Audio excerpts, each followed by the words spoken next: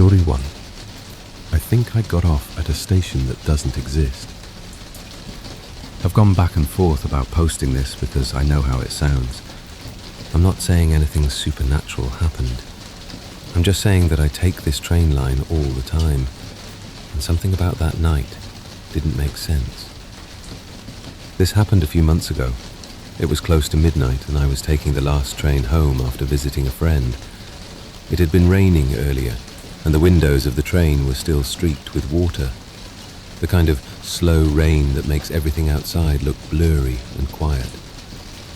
The carriage I was in was mostly empty, but there were a few other people scattered around. I remember them pretty clearly now. Across from me, there was a guy in a grey hoodie who kept nodding off. Every couple of minutes, his head would drop forward, and then he'd jerk awake like he almost missed his stop. A few rows ahead of him, there was a woman with a bright yellow tote bag sitting on the floor next to her feet. She was slowly eating something out of a small plastic container with chopsticks, like she had done this exact commute 1,000 times. And at the far end of the carriage, there was an older man in a long, dark coat reading a newspaper. An actual paper newspaper, which already felt a little unusual. The train itself was completely normal. Blue seats with those weird geometric patterns public trains always have. The faint electric hum coming from the ceiling. The LED display above the doors slowly scrolling through the upcoming stations. I was half watching the stations pass outside while scrolling on my phone. Eventually, the train slowed down again. I glanced up at the display and saw the name of my station scroll across. Finally. I grabbed my bag and stood up as the train pulled into the platform. The doors opened. I stepped out and immediately realized something was wrong. First thing I noticed was how quiet it was. Not normal late-night quiet, just empty. The platform lights flickered softly above me, reflecting in small puddles on the concrete floor. The rain must have blown in earlier because the ground was damp. I looked around for the station sign. The name on it wasn't my stop, not even close. I turned around toward the train to double-check the route display through the window, but the doors had already closed. The train started moving again and disappeared into the darkness beyond the platform. That's when I started really looking around. The platform was completely empty. No vending machines, no advertisements, no station map. Just a long stretch of concrete and a metal roof above part of the platform. I walked toward one end looking for stairs. Nothing. No elevator, no exit signs, no ticket gates. Just the tracks running into darkness on both sides. At first I thought maybe I had gotten off at some temporary platform or maintenance stop. But the longer I stood there, the stranger the place felt. The lights overhead flickered every few seconds like they couldn't decide whether to stay on. And there was this faint sound coming from somewhere down the tracks. Not quite wind, more like metal creaking. I walked the entire length of the platform twice. Still nothing. No exit anywhere. My phone had no signal either, which was strange because that line normally has perfect coverage.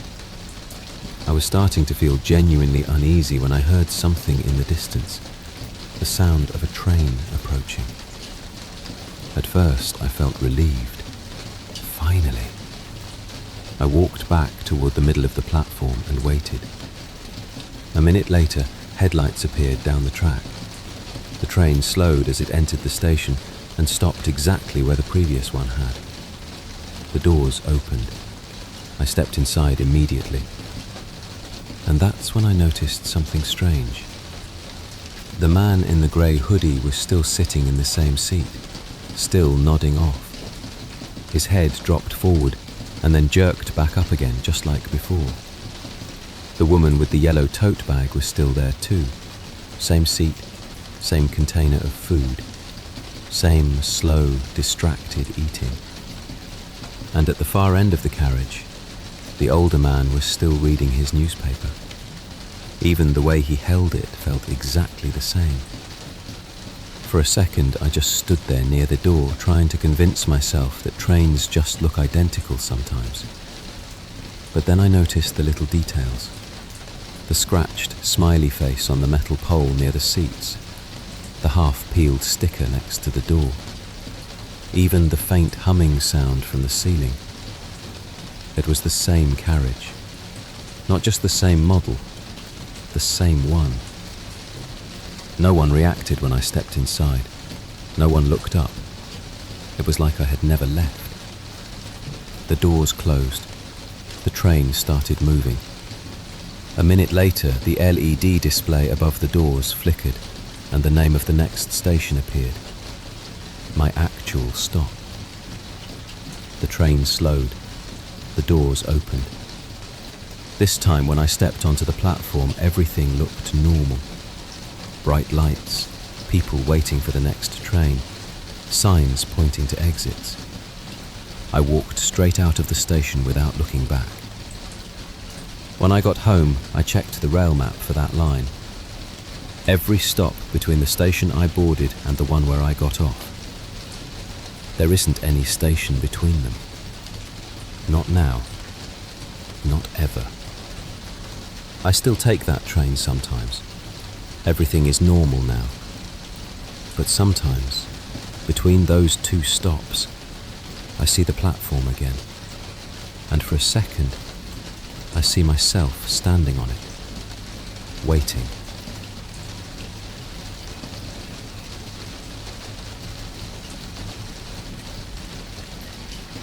Story 2. The Man by the Signal. Inspired by The Signal Man by Charles Dickens. I work night maintenance on a rail line outside the city. It's not a difficult job. Mostly inspections, occasional repairs, and long hours sitting alone in a small signal cabin beside the tracks. At night, the trains are less frequent. Freight trains mostly. Sometimes long-distance passenger trains passing through without stopping. When it rains, the sound of the rails carries far through the valley. The rain had been steady that night. Not heavy, just a quiet, constant drizzle tapping against the metal roof of the cabin. Around 1:30 a.m., I stepped outside to check the signal lights. That's when I saw him for the first time. A man standing down by the tracks. He was about 30 meters away, just beyond the reach of the main floodlight. At first, I thought he might be a trespasser. That happens occasionally. But something about the way he stood felt strange. He wasn't walking along the track. He was just standing there, facing me. One arm raised slightly, like he was trying to get my attention. I shouted down the line, "Hey, you can't be down there." No response. The rain fell steadily around him. He didn't move. I grabbed a flashlight and walked down the gravel beside the track, but by the time I reached the spot where he had been standing, he was gone. There was nowhere he could have gone. Just the rails disappearing into darkness and the forest rising on either side. I checked both directions for a while, then eventually returned to the cabin. Probably just someone messing around. But 20 minutes later, something happened. One of the signal indicators flickered briefly. Not enough to trigger an alarm, just enough to catch my attention. I looked up from the control panel. Through the rain-streaked window, I saw the man again, standing in exactly the same place. And this time I could see his arm clearly. He was waving, slowly, back and forth, like someone trying to warn a train. I stepped outside again. "Hey!" He stopped waving. Then he lowered his arm and disappeared, just like before. I went back inside and checked the track monitors. Everything looked normal. No faults, no obstructions. The next train passed through about 15 minutes later. Nothing unusual happened. I tried to forget about it. But 2 nights later he appeared again. Same spot, same gesture, waving slowly toward the tracks. This time I didn't go down there. I just watched through the window. He kept waving for almost 30 seconds. Then he vanished. Exactly 30 seconds later, a freight train passed. The wind from the train shook the signal cabin slightly as it thundered past. Everything was normal. Still, the timing bothered me. After that, I started paying attention to when he appeared, and every time I saw him, a train would pass shortly after, always within a minute or two. Always the same gesture, the slow, warning wave. After the fourth night, I called one of the older technicians who had worked that line for years. I asked him if anyone had ever died on that stretch of track. There was a long pause on the phone. Then he sighed. "Yeah," he said, "about 10 years ago." He told me a signal inspector had been killed by a train. Night shift, rainy weather. Apparently he had walked down the track to investigate a faulty signal. The train came around the bend before he had time to get clear. After the call, I sat in the cabin for a long time listening to the rain. Around 2:10 a.m., I saw him again, standing in the same place, waving. But this time, something felt different. He wasn't waving toward the tracks. He was waving toward the cabin, toward me. Slowly, urgently, back and forth, back and forth. I stood up from the desk and stepped outside. "Hey!" The man stopped waving. Then he pointed down the track behind me. I turned. A passenger train was approaching the curve faster than usual. Its headlights were already visible through the rain. Something about the way the rails looked in the light caught my attention. The signal had switched incorrectly, green instead of red. The train shouldn't have been cleared through that section yet. If it continued, it would meet a maintenance vehicle working further up the line. For a moment, I just stood there. Then I ran back inside the cabin and hit the emergency override. The signal dropped to red. A warning tone blasted through the system. Down the track, the passenger train began braking. The screech of steel echoed through the valley. It stopped less than 200 meters from the maintenance vehicle. If it had continued another 30 seconds, there would have been a collision. After everything settled down, I went back outside. The rain had grown heavier. The rails glistened under the signal lights. But the man was gone. I've worked that line for 3 years now. I still sit in that same cabin during the night shift.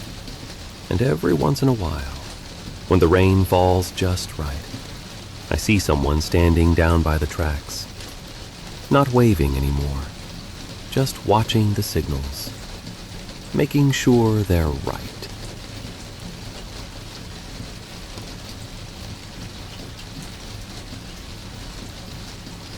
Story 3. The Man on the Train. It was raining the night this happened. The kind of quiet rain that falls steadily, tapping against metal roofs and train windows. By the time my shift ended at the airport, it was already early morning, around 4:30. That strange hour when the night hasn't quite ended yet. I usually get a ride home from my boyfriend after work, but that morning he overslept. So instead, I had to take the airport train. Normally, I only ride it for one stop. Most of the people on it are airport workers heading home after night shifts. Pilots, baggage staff, flight attendants. It's usually busy enough that it feels safe. But that morning, my route was longer. I would have to ride 2 stops, then take a bus, and then walk the last stretch home. About 3 kilometers. The rain was already soaking the empty streets outside. When I stepped onto the train, the last carriage was fairly full. I found a seat near the end and put my headphones on, putting a book from my bag. That's when I noticed him. A young man sitting a few rows away. He looked rough. His long hair was greasy and tangled, his beard thin and uneven. His clothes looked worn and dirty, and even from a distance I could see that his hands were dark with grime. At first, he was trying to talk to 2 flight attendants standing nearby. They didn't seem very interested. Eventually, I stopped paying attention and went back to reading. The train rolled through the darkness outside. Rain streaked across the windows, and the fluorescent lights inside the carriage flickered slightly as the train moved. A few minutes later, we reached the station where I normally get off. The doors opened. Almost everyone stepped out. The flight attendants left. The other airport workers left. The doors closed again, and the train started moving. I looked up from my book. The carriage was empty, except for him and me. At first, that wouldn't have been so bad, but he was staring at me, not just glancing over, staring. His eyes were wide, his mouth slightly open, like he had forgotten how to blink. I looked back down at my book, pretending not to notice, but the feeling of his eyes on me didn't stop. After a few seconds, I heard movement. Footsteps. He had stood up. Slowly, he walked closer. He stopped near my row of seats and just stood there, still staring. I kept my eyes on the page, pretending to read. Then I heard him move again. He walked past me and sat down across the aisle. A few seconds later, he stood up again. This time, he sat down directly behind me. My whole body went tense. I could feel my heartbeat starting to climb. I kept my eyes on the book, not daring to turn around. Then suddenly, I felt something warm near my neck. His breath. He was leaning forward, so close I could feel him breathing on my skin. Before I could react, a finger slowly slid along the side of my neck. I froze, completely. For a moment, my brain stopped working. I heard a quiet sound behind me, a strange, whispering hiss. That was when I realized something. If I didn't get away right now, something very bad was about to happen. The train was slowing down. We were approaching the next station. I closed my book slowly and gathered my things into my arms. The doors opened, and the second they did, I jumped up and ran. I rushed out onto the platform and immediately slipped into the next carriage before the doors closed again. My heart was pounding so hard it made my hands shake. I crouched slightly beside the window and looked back through the glass. The man stepped out onto the platform. He looked around, searching. The station was completely empty except for him. For a moment, I thought he might see me, but he didn't. Instead, he kicked the ground in frustration and shouted something angrily to himself. I couldn't hear the words through the glass, but I could read his lips. He was calling me a bitch. The train doors closed again, and the train continued into the rain.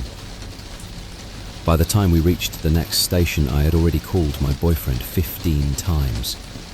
He finally answered, half asleep and confused. He drove to pick me up immediately.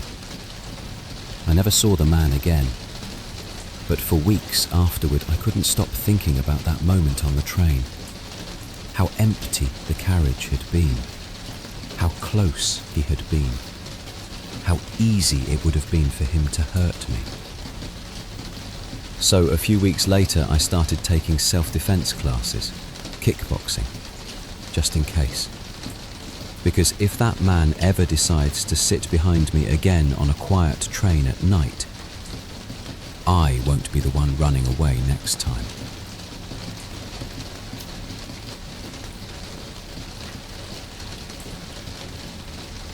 Story 4. The Host by the Tracks. I drive freight trains at night. Most people never see the trains I drive. Freight trains usually move across the country while everyone else is asleep. The job is quiet, sometimes almost peaceful. Just the sound of the engine, the rails beneath the wheels, and the dark forest sliding past the windows. Over the years, I've passed through countless places that feel forgotten. Small towns that barely exist anymore. Old factories, houses standing alone in the woods long after everyone has moved away. But there's one place I used to pass that always stood out. An old railway house deep in the forest. It sits beside the tracks between two remote stations. A small wooden house with faded paint and dark windows. The kind of place that was probably built for railway workers decades ago. It's clearly abandoned. But strangely, it never seems to fall apart. Every time my train passed, the headlights would sweep across the windows for just a few seconds. Just long enough to see inside. The rooms always looked empty. Until one night, near the end of winter, I was driving south on a routine trip. Nothing unusual about the shift. The forest outside was pitch black, and rain tapped softly against the windshield. As my train approached the house, the headlights lit up the windows, and for a brief second, I saw someone standing inside. Just a dark figure in the middle of the room, human-shaped. The train was moving fast, and the house disappeared behind me almost instantly. I told myself it must have been a trick of the light, a shadow, a broken curtain, something like that.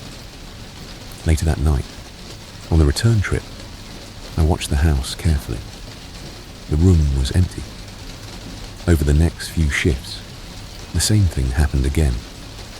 Every time I passed the house heading south, the shadow was there. And every time I passed it heading north, it was gone. I asked some co-workers if they had ever noticed anything strange about that house. No one had. One of them joked that someone had probably placed a mannequin inside. Another said it might just be tree branches casting shadows through the window. Both explanations made sense. But after a while, I started to feel something strange when I passed that place. Almost like, for a few seconds each night, I wasn't completely alone anymore. Then, one night in early spring, something else happened. I was listening to a podcast while driving through the forest. Rain was hitting the windshield, and everything outside the cab was completely dark. Just as my train approached the house, my podcast suddenly stopped. At the exact same moment, a loud electronic tone echoed through the cab. It startled me enough that I glanced down at the control panel. Everything looked normal. When I looked back up at the tracks, the house flashed past the window. And just like that, the sound stopped. My podcast resumed like nothing had happened. The timing felt too perfect to be a coincidence. A few hours later, on my return trip, I approached the house again. This time I could see the figure more clearly. It wasn't standing in the middle of the room anymore. It was standing right next to the window, facing the track, facing my train. For the first time, I felt a cold knot form in my stomach. Inside the cab, there's a small display that shows system messages and alerts. When I glanced at it that night, I noticed the display had briefly updated. For a moment, it showed something I had never seen before. One word: hello. I stared at the display for several seconds. There was no reason for that word to appear there. No function in the system that would display something like that. Still, the word had been there. And without really thinking about it, I whispered back, hello. After that night, it started happening regularly. Every time I passed the house, the display would briefly show the same message, hello. And every time, quietly in the cab, I answered, hello. Sometimes I could see the shadow in the house. Sometimes I couldn't. But the message always appeared. After a while, I stopped trying to explain it. It almost felt like a strange little ritual. Something that broke the loneliness of those long night drives. Then one night, curiosity got the better of me. As my train approached the house, I spoke out loud. "Hello, do you live there?" The moment the house passed the window, the display beeped. 2 letters appeared. Yes. The response sent a strange rush through my chest. Excitement, confusion, and somewhere beneath it all, quiet, creeping fear. Still, I kept asking questions over the next few trips. Are you the shadow in the house? Yes. Are you alone? No. Finally, one night, I asked something else. Are you human? For several seconds, nothing appeared. Then suddenly, a violent impact slammed against the windshield. Feathers and dark shapes exploded across the glass. A bird. The train had struck a bird at full speed. It happened sometimes, but the timing felt wrong. Like an answer I wasn't meant to receive. After that, I stopped asking questions. I decided it would be smarter to ignore the whole thing. But I still had one more trip along that route that night. When I approached the house again, I deliberately looked away from it. I didn't want to see the shadow. But just before the train passed the house, I glanced toward the tracks. The shadow was outside now, standing beside the rails. Next to it, a deer was wandering slowly near the track. Both shapes were facing my train. Before I even understood what was happening, the deer stepped onto the rails. The impact was immediate. A heavy thud echoed beneath the locomotive. I hit the emergency brake and called it in over the radio. Freight trains take a long time to stop. When the train finally came to rest, the forest around me was completely silent. The house was far behind me now, hidden somewhere in the darkness. The dispatcher asked what I'd hit. I told them it was probably a deer. But when they asked if I was certain, I hesitated, because for a moment I had seen something else standing there too. Something tall. Something watching. After the call ended, the cab fell silent again. Then the display beeped. I looked down slowly. 2 words appeared. Come out. The message blinked again. And again. But I didn't move. I just sat there with my eyes closed until help finally arrived.